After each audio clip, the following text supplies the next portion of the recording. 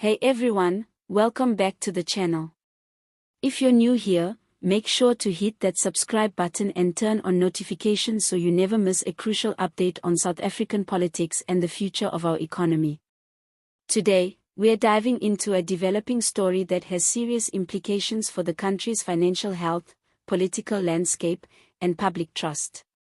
A major budget crisis has just been averted, but not without some high-stakes political drama and bold maneuvering at the highest levels of government. South Africa came dangerously close to a full-blown fiscal showdown as tensions escalated over the appropriation bill, the very piece of legislation that determines how public funds are allocated for essential services like health, education, infrastructure, and security. For days, it looked like the newly formed coalition government was on the verge of collapse.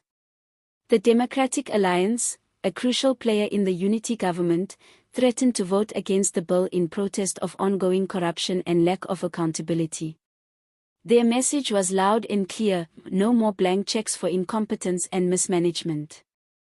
At the heart of the storm was the presence of Noble Kobane, the now dismissed Minister of Higher Education, whose position in the cabinet had become a symbol of everything the DA claimed to oppose. Accusations of corruption, inefficiency, and political shielding surrounded her name, making her a flashpoint in an already volatile situation.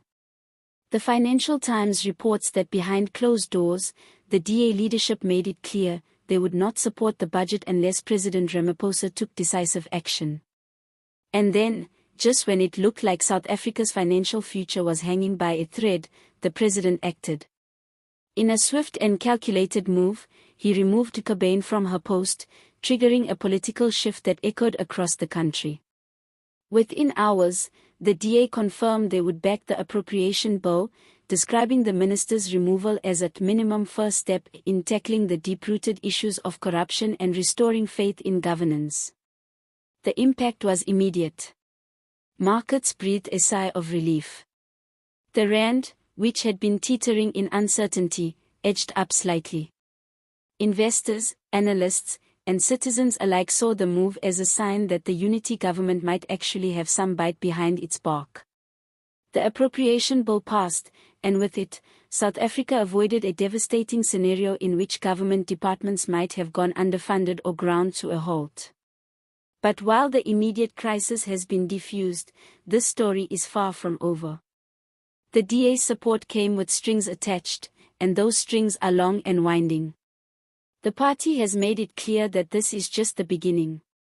They expect further action on corruption, meaningful reforms in governance, and greater transparency in the allocation of public funds.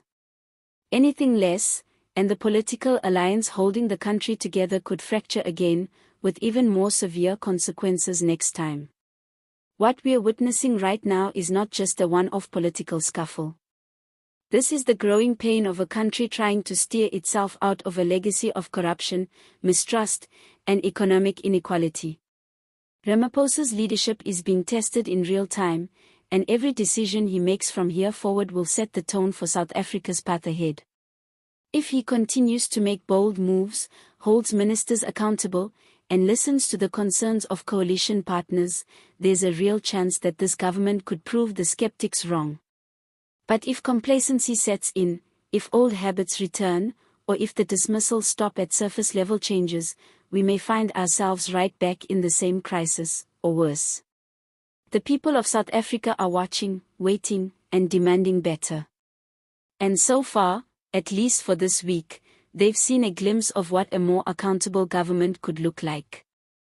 If you found this breakdown helpful and you want to stay ahead of all the biggest political and economic stories in South Africa, hit that subscribe button now and drop a like to support the channel.